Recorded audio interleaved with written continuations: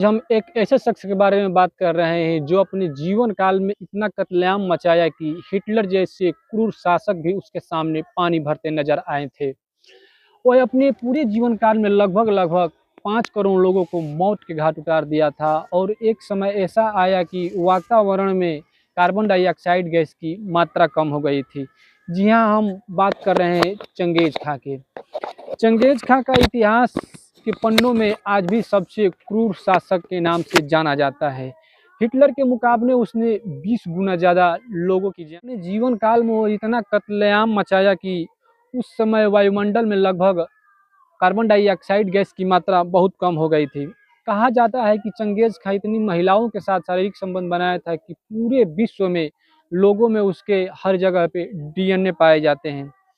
Genghis खां दुनिया के उस समय 22.5% हिस्से पर अपना शासनकाल जमाया था, अपनी सरकार स्थापित की थी। उसने अपने जीवन में 4 करोड़ से अधिक लोगों को मौत के घाट उतार दिया। हैरानी तो तब होती है जब चंगेज खां के मरने के बाद उसकी लाश ने लगभग लगभग 50 से 60 हजार सैनिकों की जान ले ली है। एक रहस्य उसका ये भी है कि चंगेज खां के मरने के बाद उसका मकबरा, उसकी समाधि, उसकी कब्र आज तक किसी ने नहीं देख पाई, नहीं तो मिला है। लेकिन अलग अलग लोगों का मानना है कि चंगेज खां के मरने के बाद उसके कब्र को और उसके मकबरे को ख़त्म कर दिया क्योंकि वो चंगेज खां खुद चाहता था। तो आइए हम इस कहानी में आपको बताएंगे चंगेज खां के बचपन से लेकर क्रूर शासक तक के बनने की एक अनोखी कहानी। तो आप देख रहे हैं क्राइम तक हिंदी कहानी और मैं दया शंकर बिन। चंगेज खान का नाम सुनकर सबको लगता होगा कि यह एक मुस्लिम शासक था, लेकिन ऐसा नहीं हुआ। एक मुस्लिम शासक नहीं बल्कि एक मंगोलिया का एक मंगोल शासक था।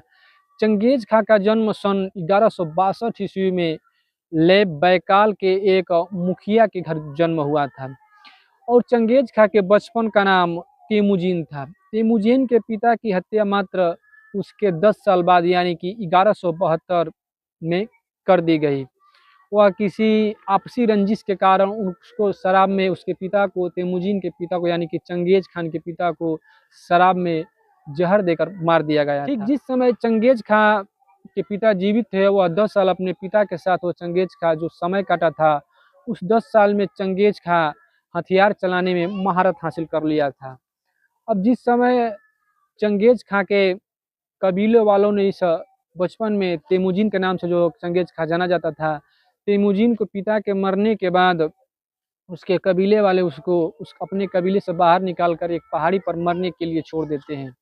अब 7 बच्चों के साथ तेमुजीन के साथ भाई के साथ उसकी माँ अकेली उस पहाड़ी पे। तभी से तेमुजीन को यह एहसास हो जाता है कि इस दुनिया में जीना है तो डर के नहीं बल्कि ताकत हासिल कर कर जीना होगा। अब चंगेज खां की 16 वर्ष में शादी हो जाती है और 16 वर्ष में एक कन्या से शादी होती है और कन्या से शादी होने के बाद कुछ ही दिनों बाद एक दूसरे कबीले वाले उस तेमुजीन की पत्नी को अपहरण कर लेते हैं, आक्रमण करते हैं, उसको उठाकर अपने किले लेके चले जाते हैं। तेमुजीन को बीबी को अपहरण करके लेके जान तेमुजीन काफी परेशान और साहसी तो पहले से था, हथियार चलाने में एक उसे महारत हासिल थी। अब तेमुजीन अपने छोटे भाई जामुखा से कहता है कि भैया एक सेना तैयार करो और सेना तैयार करके हम अपनी बीबी को लाएंगे और उस कबीले पे हमला करेंगे। और ठीक होता है ऐसा, वो एक सेना तैयार करते हैं। सेना तैयार करने के बाद वो जामुखा अपने भाई के साथ उस कबीले पे धावा बोलता है। धावा बोलने के बाद इज्जत और मान सम्मान के साथ वो अपनी बीबी को वापस अपने कबीले लाता है।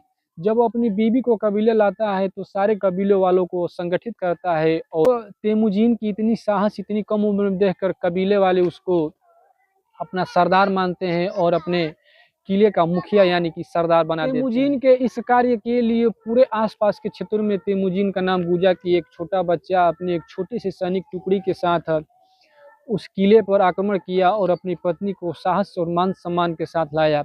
अब तेमुजीन की यहाँ से चलती है और यहीं से एक मुखिया होता है और एक सरदार के रूप में जो तेमुजीन था इसका नाम चंगेज खां लोग रख देते हैं। अब चंगेज खां से यह पूरा प्रसिद्ध होता है। यहीं से चंगेज खां के ऊपर दुनिया पे जीत हासिल करने की सनक सवार होती है और इतिहासकारों का कहना है कि चंगेज खां दुनिया के किसी भी राज्य पे वो बेवजह हमला नहीं करता था, उसके पीछे एक मुख्य कारण होता था।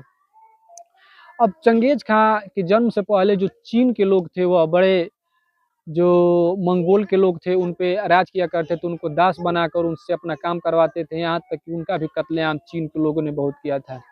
चंगेज खां कहता है कि हमारे लोगों पे बहुत चीन के लोग जो हैं, जो चीन के शासक हैं, बहुत अच्छा अत्याचार किए हैं। चीन से बदला लेने के लिए चंगेज खां चीन के एक बहुत बड़े शहर सिया डेसिस पर हमला करता है और सिया डेसिस पर हमला करने के बाद उस सिया डेसिस के जो भी संपर्क मार्ग थे, जो भी उस शहर में अनाज, पानी, खाद, सब्जी, ये जो भी खाने पीने की चीजें लेकर जाते थे, उन सभी रास्तों को बंद कर देता है और बंद करने के 2-3 साल के बाद सिया डेसिस में भूखमरी फैल जाती है और भूखमरी फैलने के बाद हजारों लाखों के लोग मरने लगते हैं। उसके बाद आसानी से चंगेज खां उस सिया डेसिस पर अपना अधिकार जमाता है।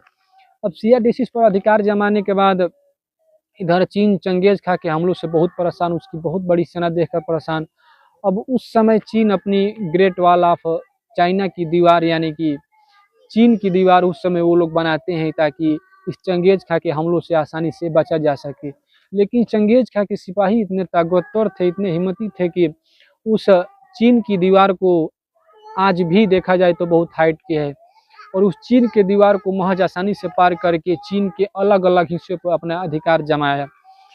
अब चंगेज खां के बारे में एक और बात बताया जाता है कि चंगेज खां इतना क्रूर शासक था कि वह लगभग 1 घंटे में चीन के 17 लाख से ज़्यादा लोगों की हत्या कर देता था और वो अपने सिपाही, अपने सैनिकों को एक खास निर्देश देता था कि तुम जितने लोगों की हत्या करते हो उसके सर को काटकर अपने भाले में लगाकर जो जितना लाएगा उसको एक खास इनाम दिया जाएगा और उसकी सेना में पदोन्नति किया जाएगी, उसको एक मुख्य पद दिया जाएगा।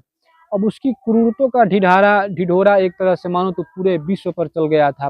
पूरे समस्त छोटे मोटे राजा तो ऐसे ही उसको अपने जीवन की भीख मांगने के लिए अपने राज्य को सौंपते थे और कहते थे कि आप हमें छोड़ दीजिए। चंगेज खां समस्त पृथ्वी पर 22.5% हिस्से पर अपना शासन जमाने के बाद वह एक समय रुख करता है हिंदुस्तान के। चंगेज खां लगभग 1221 ईस्वी में वह सिंधु नदी के उस पार विशाल लगभग 2 लाख सैनिकों के साथ खड़ा था।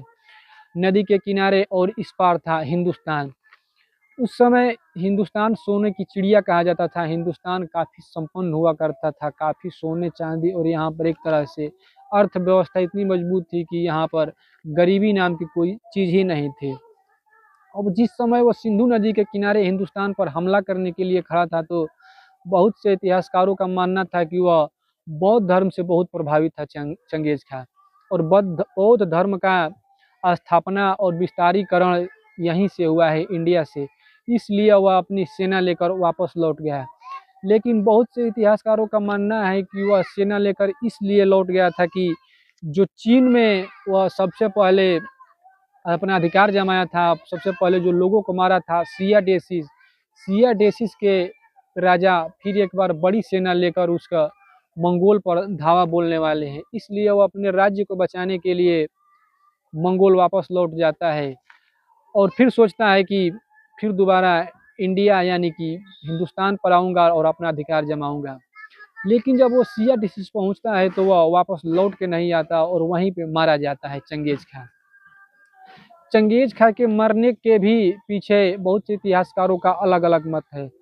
बहुत से इतिहासकारों का मानना यह है कि चंगेज खां फ्लैग से मारा और बहुत से इतिहासकारों का मानना है कि चंगेज खां युद्ध के दौरान घोड़े से गिरने के बाद उसकी मौत हो गई थी। सबसे हैरानी करने वाली बात यह थी कि चंगेज खां अपने मरने के लिए बाकायदा हुआ एक नोटबुक तैयार कर गया था, एक खास निर्देश जारी करके गया था कि मुझे मरने के बाद मेरे पूरे शरीर को सोने की तार से लपेटा जाए और लपेटने के बाद एक खास स्थान पर दफन कर दिया जाए और दफन करने के बाद हजारों लाखों घोड़ों से वहां पर उसको उस जगह को रौंद दिया जाए ताकि किसी को निशानी न मिल पाए कि चंगेज खां की कब्र को यहीं पे दफन किया गया था। अब दफन करने के बाद घोड़ों को हजारों रौंदने के बाद एक नदी के मुख्य धारा को काटकर जहां पर जिस समय चंगेज खां की समाधि बनाई गई थी, जहां पर गाड़ा गया था उसको कब्र के अंदर, उसकी धारा उधर खोल दिया जाता है कि पानी के अंदर किसी को ये न पता चले कि आखिरकार चंगेज खां की लाश कहाँ है, बॉडी कहाँ है। अब इतिहासकारों का मानना यह है कि चंगेज खां इसलिए यह काम किया था, इसलिए यह अपना प्लानिंग किया था कि मैं इतना क्रूर शासक था, मुझे मरने के बाद लोग मेरी बॉडी को उस कब्र से निकाल कर उसके साथ कोई आपत्तिजनक काम न करे, मुझे चौराहे पर खड़ा ना करे, मुझे बदनाम न किया जाए, मेरी बॉडी के साथ खेला ना जाए। अब चंगेज खां को जिस समय घोड़ों से रौंदा जा रहा था, जिस समय गाड़ा जा रहा था, उस समय लगभग लगभग 10,000 की फौज तैनात थी वहां पे।